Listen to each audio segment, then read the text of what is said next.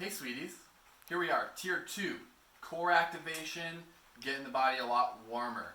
We just did a lot of mobility for the shoulders, so you may anticipate that we're going to be doing a lot for the upper body here as well, and this is true. So we're going to be in the tabletop position for a majority of what I'm about to show you. Now, the first thing that we're going to do is warm up the wrists actually, because the wrists are actually tend to be the weak link in getting into this position. So tabletop is on your hands and knees. And this is a really important position that I'm going to be teaching you guys a lot of, because this is a developmental position of the human body. As children, we crawl before we walk, right? So this is where we are as children.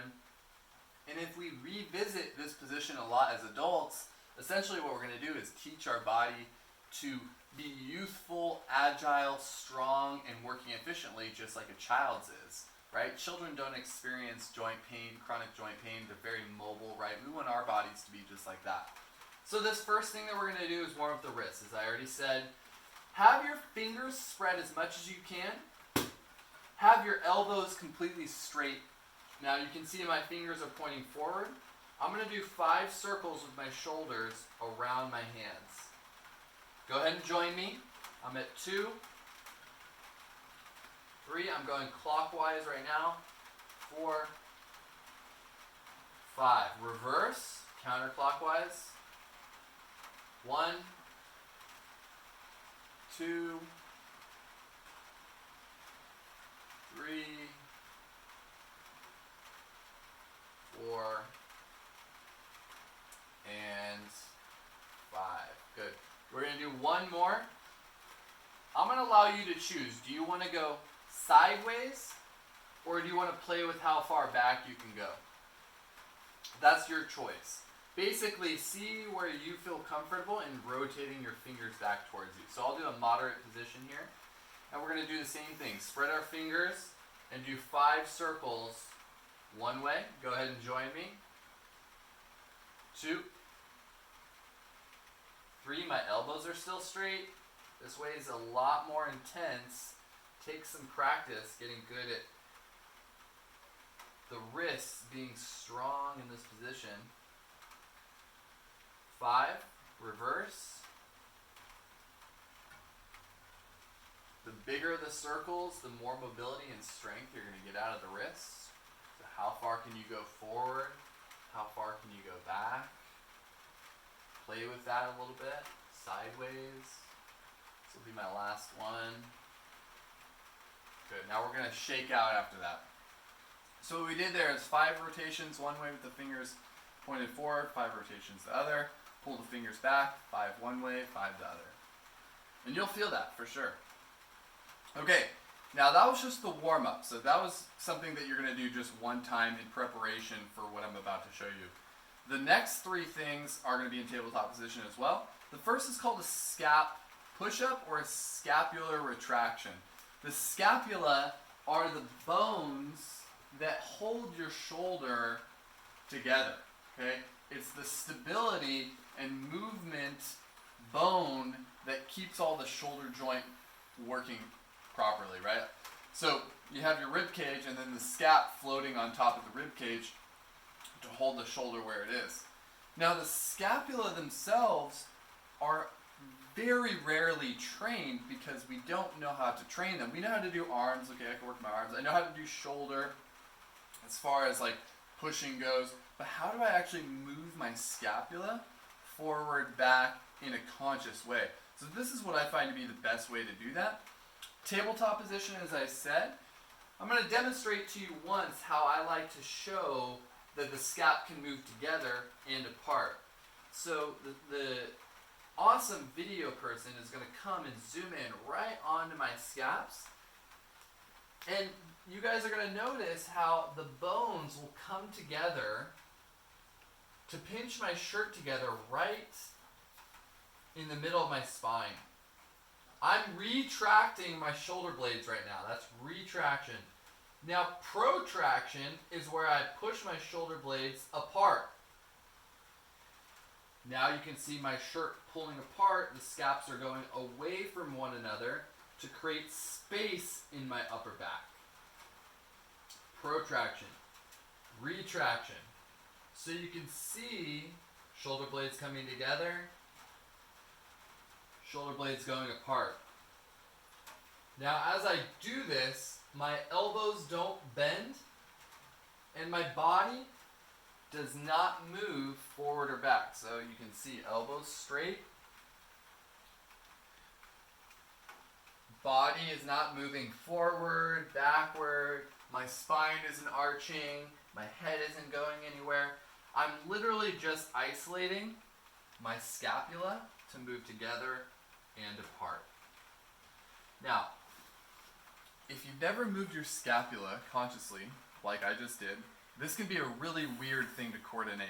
So the way I like to teach people is if you just do this kneeling position, think about wrapping your shoulders around a pole. The pole is right here in the front of your body, sternum, and you're just gonna wrap your shoulders around the pole. That's protraction. So you can see my shoulders going forward. Okay? Now retraction, just pull the opposite direction. So your shoulder blades come back and together.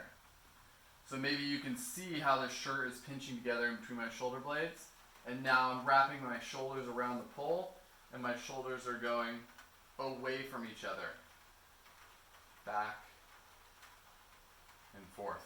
So what I just did there was the exact same thing that you're going to try on the ground. Okay? So that's the demonstration. You know, don't be hard on yourself if you don't get this right away. I'm going to do 10 right now. Do 10 to 15 for yourself. Okay? So here we go. My core is braced. My arms are straight. I'm looking down at the ground right in between my index finger line. I'm not going to ask you to coordinate the breath yet. I'm going to go back and forth very slow.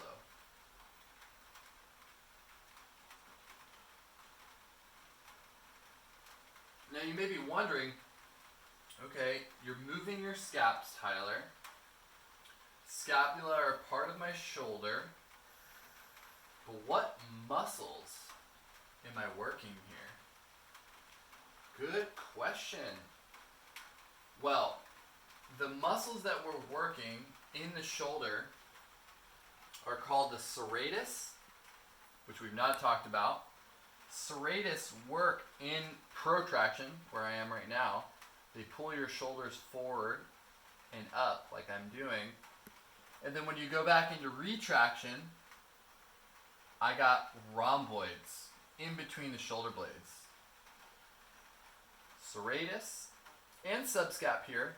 You know, these muscles are not working alone. There's a lot of different muscles working in the movement. But those are the primary muscles in both directions. I'm going to do 2 more. Retraction, rhomboid, protraction, serratus, subscap.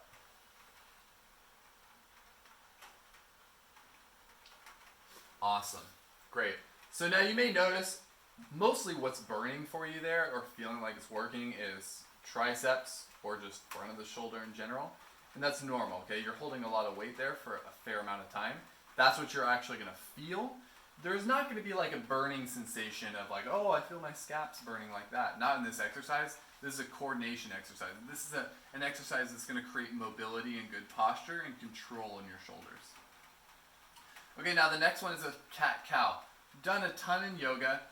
This time we're going to make it much more engaging and we're going to make it work, essentially. So tabletop again. Make sure that your hands are under your shoulders and your knees are under your hips. Now cat-cow is, and the reason why it's called cat-cow is because a cow drops their belly towards the ground, their back is arched. So you can see I'll refer to my spine here as arched. This means I'm dropping my belly button towards the ground, and you can see the dip in my spine arching towards the ground. And I'll refer to cat. You know, cats get scared and they go, meow. In this position, this is a rounded spine or a flexed spine. I'll just say rounded. So my spine is rounded here. Now this looks kind of like the SCAP push-up, right? I just did this kind of thing with my shoulder, but now I'm doing it with my entire spine. I'm arching with my entire spine, and I'm rounding with my entire spine. Okay? Now watch me. You're not doing this on your own yet because I haven't completely described it. My head is going to go up when my back arches.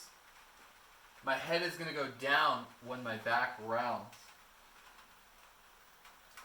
Now I'm going to inhale as I arch.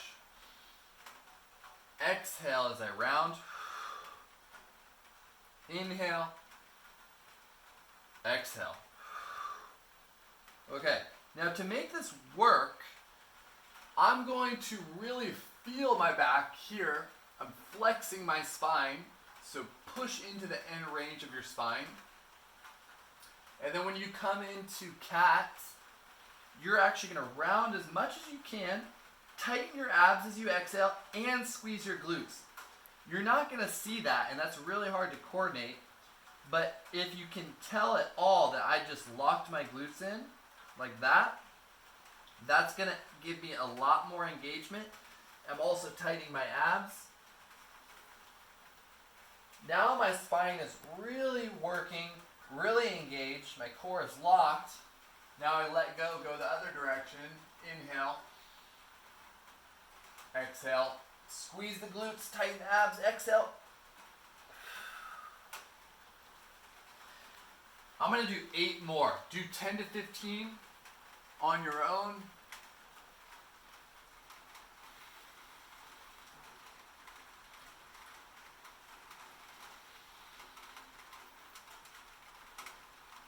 Really fantastic way to open up the spine. Remember though, this is not meant to be a loose and passive movement. You're trying to squeeze in both directions to actually actively wake up both your spinal extensors and your spinal flexors.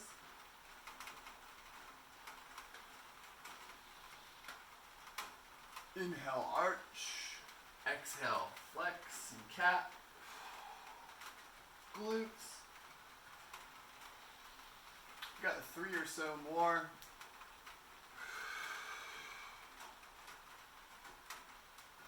Body's starting to get much warmer.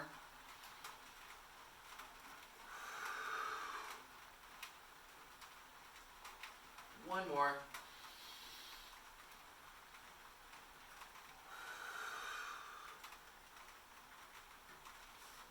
All right, now good. Now we got cat-cow. So the one thing that we're missing now in our core engagement is rotation. So I love to do twisting to activate the obliques. The obliques are this rotational part of your core that allows you to turn your shoulders amongst your hips. So it's a really important area to engage. The spine is also meant to rotate itself as well. It's not supposed to just flex and extend, but the spine is supposed to rotate as well. So we're going to get back into tabletop position and do that. So tabletop, here I am, hands into the shoulders, knees into the hips. I'm going to place one hand on my low back, palm facing the sky. Now, we rolled the pec and shoulders earlier much for this reason, because we're going to open up our posture as we do this rotation. As I pull my shoulder back, pec is opening, subscap is opening as well. So I got my right hand on my low back. What I'm going to do is I'm going to pull my right elbow back to open up my body and look at the ceiling. Now my right shoulder here is opening. My thoracic spine is opening. My obliques are engaging. As I do that rotation, I'm going to come down. I'm going to do it again. Inhale, open. And this is work. This is a ton of work, you guys. You can really fight into this rotation. My left arm, my bottom arm, is staying completely straight. Locked. Do not let that arm bend. Try not to let your hips shift too much either. You want to stay basically stable except for the rotation that's happening in your spine. I'm at 5. 5 more. Inhale, open, pull, pull, pull.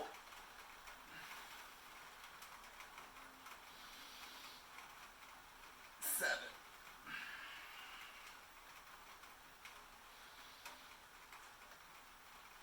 8.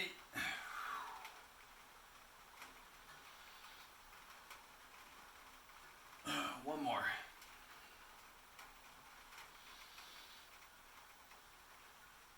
And relax.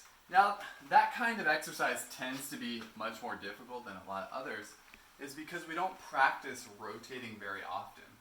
How often are you really working to twist and grab or pull something really heavy, right? So our spine doesn't get basically movement in those rotational forces or directions, and we're just not used to it, so it could be really hard. Now I'm going to do 10 on the other side. Left hand on the low back. Make sure this hand and fingers stay here nice and leveraged on the low back. Push my right hand through the ground. Pull my left elbow back. Inhale. Oh, and this direction feels way different for me, and you may notice that for yourself. Rotating one way feels either good or okay, and then rotating the other way feels not so okay. Maybe more uncomfortable. This is my left shoulder, so as I mentioned earlier, my left shoulder is tighter. And rotating in this direction for me is much tighter because I had a lot of years of throwing a football. And all of those years of throwing a football, my spine got really tight and overworked in that rotation. So it's especially good for me to do this now to open myself back up. I'm at 5, I got 5 more.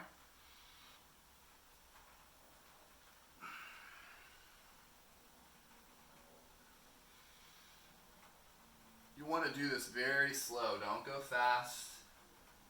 Fast is not typically a good thing to do for core activation. Slow tempo work is the best way, in my opinion, to get the blood flowing and joints stable. This is 9, I'm going to do 1 more.